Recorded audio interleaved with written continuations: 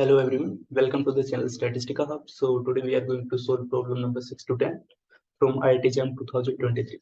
So let's have a look on the problem number 6. So in this problem we are given some events, say event 1, event 2 and event 3.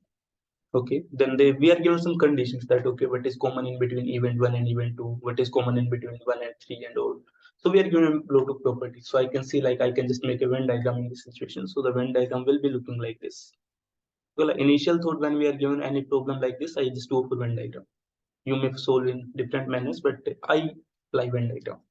Okay, so that is my event 1, that is my event 2, and that is the event 3. Fine. Now it says you have to find the probability that at least 2 events occur. So that means to say either 1 2 or 2 3 or 3 1 or all the events. We have to calculate this area or the probability corresponding to this part or the probability for this part. Okay, then I can just see the probability that is required, that is nothing, that is probability of E1 intersection E2 plus probability of E1 intersection E3 plus probability of E1 intersection E2 intersection E3. Okay, once I do this situation, then I can see I'm adding this particular probability once in this case, once in this case, once in this case. So that meant to say I have added the same probability for 3 number of times. So I need to remove. Okay, so I will remove it for 2 number of times so that we are left with only one single probability. So that will mean to say you have to just remove the probability that E1 intersection E2 intersection E3. That's the thing that we have to solve. So if I go for solving the thing, then that will be 1 over 4 plus 2 over 5 minus 2 over 6. So that will be 1 over 3. That is 1 over 4 plus 2 over 5 minus 1 over 3. So I can see that will be 420. 60. Okay, if I go for this situation, then this calculation will be 50. That will be 5 12 12 to 40 24, sorry, and minus 20. So if I go for this calculation, 4 19. So I'm getting 19 over 60. Okay, so I think that will be the answer. Okay, so we have the option C, that is 19 over 60. Okay, so this was easy problem. You are not supposed to go for a lot more calculation and all. So in case you find any problem that look like this, and you just have to focus on the things that are given to us and what are we supposed to find. Okay, don't miss out anything that is given in the problem. Okay, these problems are quite easy. There will be a lot more problems that will be quite tough for you, tough for me. There is a possibility that some problems are unable to solve. Okay, I am solving this from my room, okay, from my hostel room, then that is easy for me. But if you are appearing for the exam, then you will be at some examination center. Now at that time, you are sitting in front of the PC. That PC does not belong to you. Apart from that, there is some time bound that you have to solve the 60 problems in the next 3 hours. So that is something hectic that we can feel. At every examination, you might be feeling the same thing that, okay, you are well prepared, still you are making silly mistakes. So that is a possible thing, that is natural thing. Okay, so this is again very easy problem, I must say. And if I go to the next problem, then I can. Okay, so we are on problem number 7. So the problem says that you are given some F distribution. Okay, so we are given the y random variable that is following the F distribution with the parameter 4,2. So basically 4,2 are the degree of freedom for this parameter for this random variable. And then it says what is the probability that y is less than equal to 2. Okay, so as I can see, this question is we can't solve this particular problem without knowing the PDF of F distribution. So first of the thing that we have to go for is finding the PDF of this situation. But again, I can feel okay, this problem is for 1 mark only. Okay, and this problem is for 1 mark, and it will take a lot of calculation, I feel so. If you write the PDF, then we have to write the PDF for this particular F distribution, then we have to go for the integration. So technically for 1 mark, we are going to invest a lot of time. So in case you can find this problem is easy, you can solve it, but it will take or it will consume some time. So in case you are appearing in the exam, then try to just mark it down that okay, I have to attempt this problem and I with some time. Okay, just focus on other problems. You know this problem, so you can just focus on other problems. If you find the time, then you can solve this problem. Okay, and if you are unable to solve other problems, then you can just come back to this problem. That's the thing that we can do. Okay, so first of all, I need to write the PDF. So if I go for the PDF of some F distribution, then I will go to write the PDF of F distribution. So assume that you have some F distribution that is given with degree of freedom V1 and V2. So again, that will not be so easy. Okay, in case I miss out something, if I write something wrong, and I'm going to get some incorrect answer, let me know in the comment section. Okay, so that we can just cross check, or I can just plug a message or a comment in the comment section that you don't have to look on the calculation part for problem number 7. Okay, so if I go for writing the PDFs, and that will be V1 over V2 raised to the power V1 over V2. Okay, so I think that will be the my first thing, and f that will be having V1 over V2 minus 1 divided by beta, that is nothing, V1 over 2 V2 over 2. Then I go for another factor, that will be 1 plus V1 over V2 f, where f is the statistic or the distribution random variable. Then I go for the thing V1 plus V2 divided by 2. So that will be my PDF. Okay, so for f distribution, you have this PDF. So like for solving this problem, you can see like you have to calculate a lot more. You have to write the f distribution, then you have to go for like plugging in the values of v1 and v2, then you have to find the PDF and you have to solve a lot of more things. So if I go for just write probability 1 y less than equal to 2, if I go for 1 minus probability y greater than 2, so I'm going to solve this portion. Okay, I like to solve problems like this. So I'm going to this thing. So probability that y is greater than 2. So I can just write it down to be like from 2 to infinity. I have to write the PDF. So I have to write the PDF and I have to just integrate the PDF. Okay, so that will be equal to, if I go to the function, so we have v1 over v2, so 4 over 2, that will be 2 raised to the power 2. Okay, and we have f set, that is y, that will be 2 minus 2, that is 1. So I feel that will be the numerator part. If I go to a denominator part, that will be coming out to be 2 comma 1. Okay, and if I go to the second factor, that will be 1 plus, so v1 over v2, that is 2y raised to the power 3. Okay, so I think that is coming out to be very simple. So if I just solve this portion, then that will be coming out to be 4 over beta 2 comma 1, and I can see beta of 2 comma 1, that will be nothing. That will be, sorry, gamma of 2, gamma of 1 divided by gamma of 3. So that is nothing, that is 1 over 2. That means to say that is coming out to be, like I'm just skipping this portion, you have to go for this portion also, I'm just writing it up. So that will be coming out to be 8, only this solution. So I can just write it down to be, that thing is nothing, 8 times integration 2 to infinity, you go for y over 1 plus 2y raised to the power 3 dy. Okay, so I think that I can't solve this thing directly, so I will just plug in maybe some transformation. Yeah, I think transformation will work. So if I say 1 plus 2y, that is t, then I can say 2 dy, that will be t. So dy will be dt over, that's the first thing. Then I can see the limit. So when y equal to 5, that t will be coming out to be, sorry, y equal to 2. So yeah, that t will be coming out to be 5. If I go for y equal to infinity, then t is coming out to be infinity. So that doesn't make any difference. So if I go for the transformation, then again you have to go for plug in the value of y. So I can see y will be nothing, y is 3 minus 1 over 2. Okay.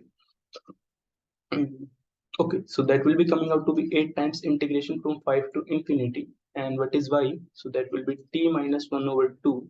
And dy is nothing, dt over 2. So if I make divide by 2 and dt, and I have to divide this portion by y raised to the power 3. Okay, so I can just sort it down to be 4. Then if I go for the calculation, like you have to just integrate this thing. So that will be coming out to be 4 times integration from 5 to infinity. And what can I see? T over 2. So t over, so that will be t. Okay, t over 2, 3, t raised to the power 3. Okay, and the other factor, that will be 1 over 2, t raised to the power 3 dt. You have to solve this thing. So that is coming out to be 4 times integration 5 to infinity, 1 over 2 t raised to the power 2 minus 1 over 2 t raised to the power 3 dt.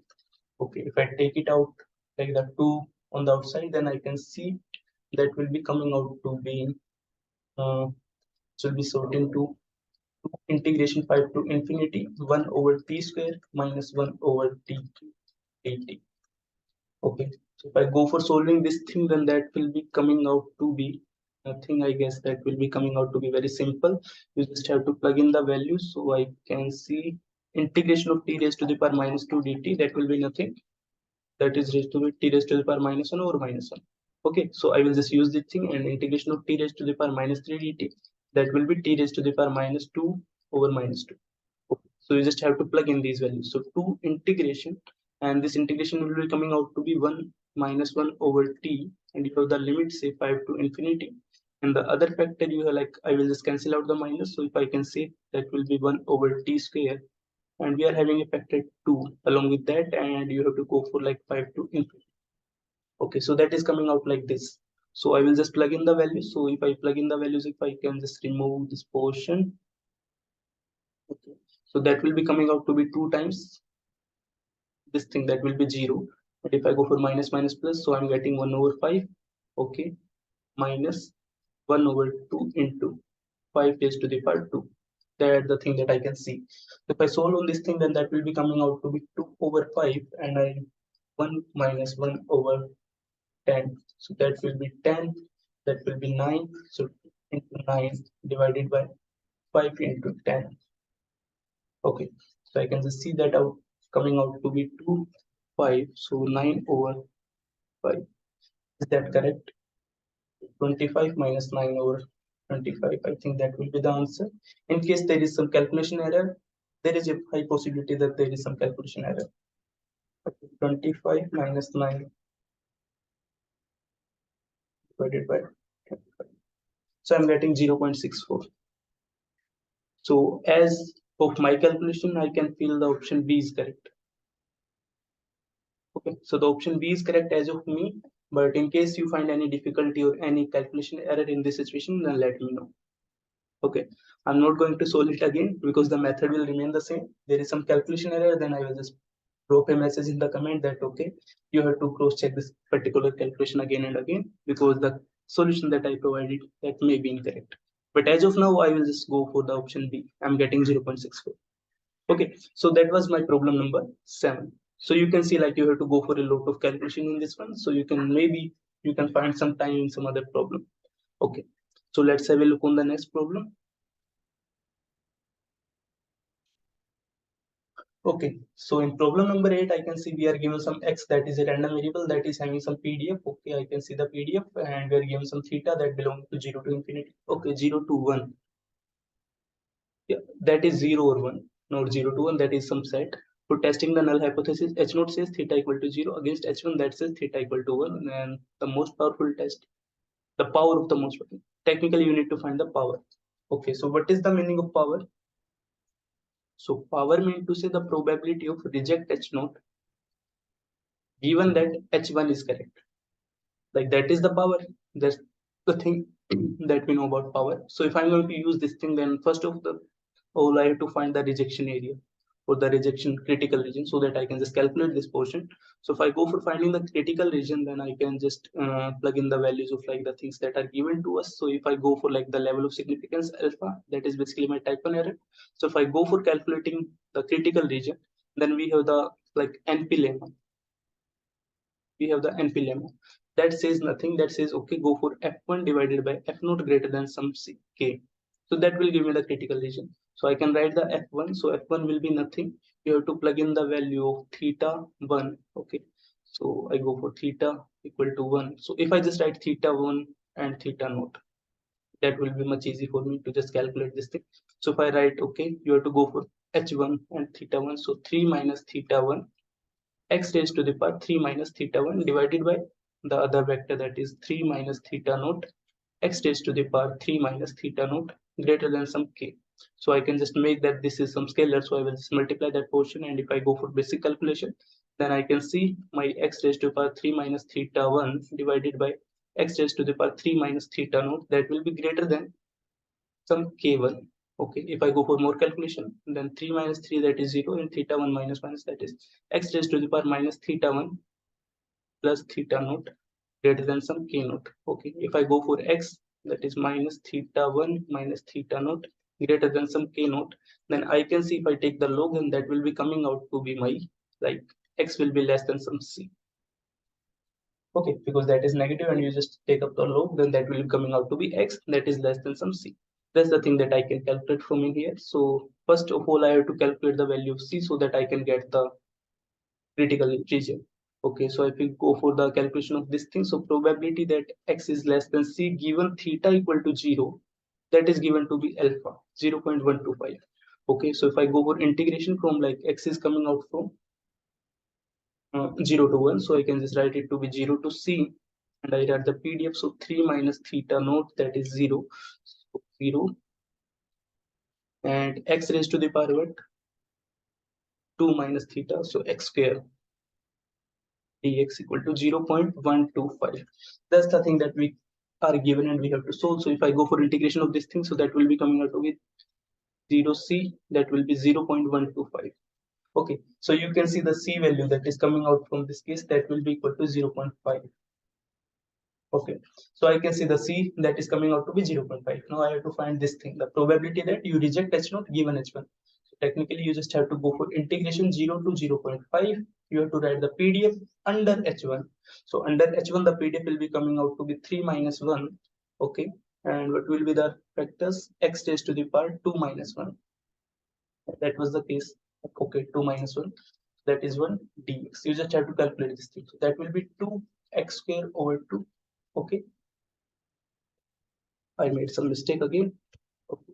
So that will be equal to, no, that is fine, 2x dx. You just have to integrate this thing. So 2x square over 2. Okay, you have to plug in the value 0.5. So that will be coming out to be 0.5 into 0.5. So I think 0.25 will be the correct answer. Okay, so I think the D option, that is correct. Okay, so this was again some easy problem. You just have to go for the basic calculations and the basic concepts that we know. Okay, so I hope you are able to solve this problem. Easy. Okay, then we go to the next problem.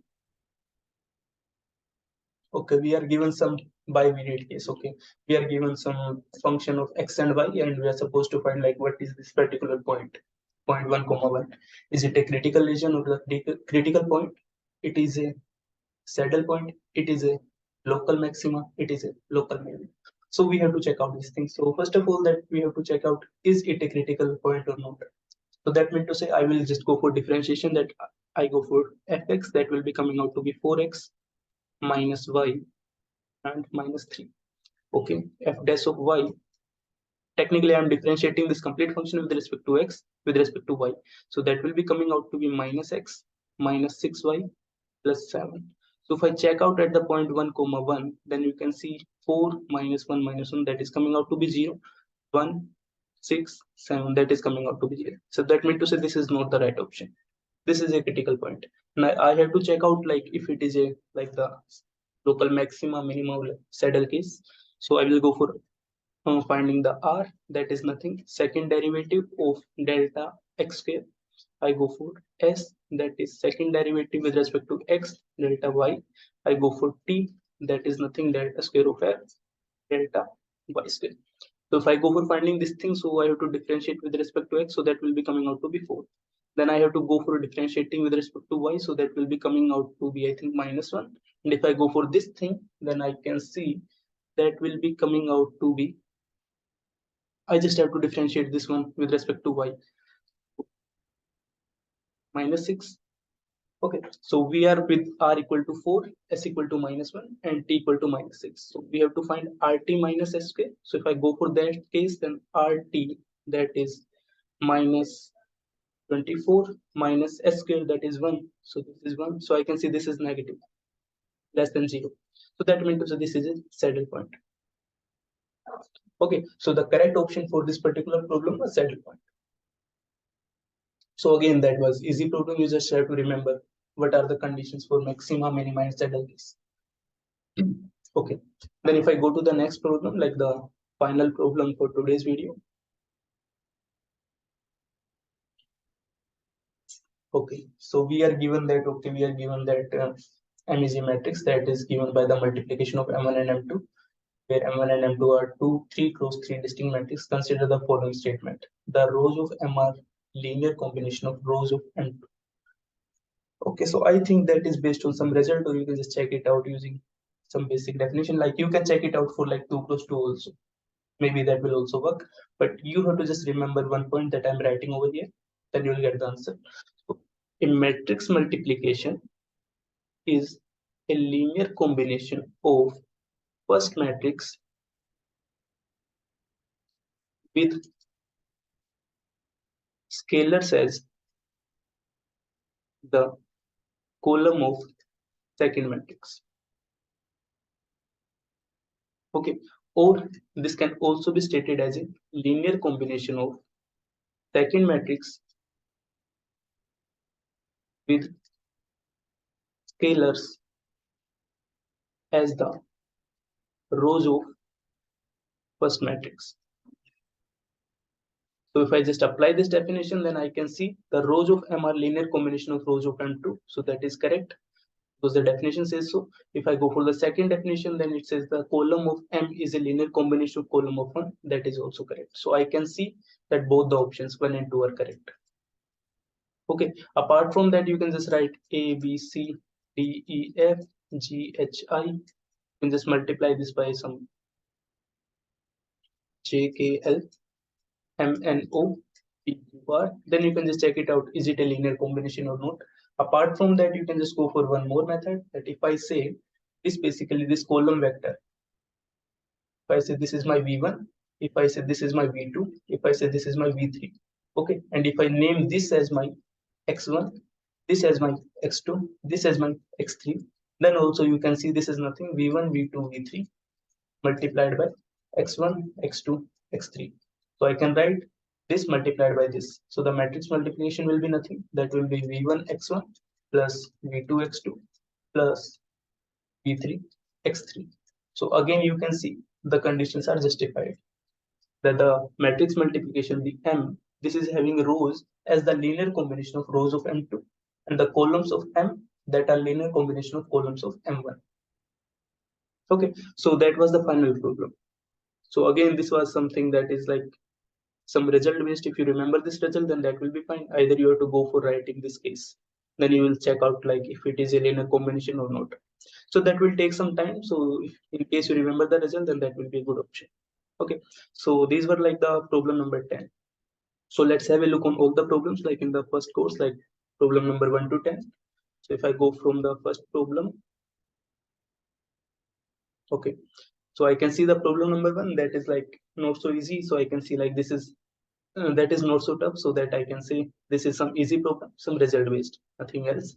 So if I go for the second problem, then again this is a result based, no problem, like this is easy problem. Okay, then if I go for the third problem, then I can see like this is also an easy problem because in the same paper the same problem has been there in 2018. So I think that is easy if you are seriously preparing for the exam.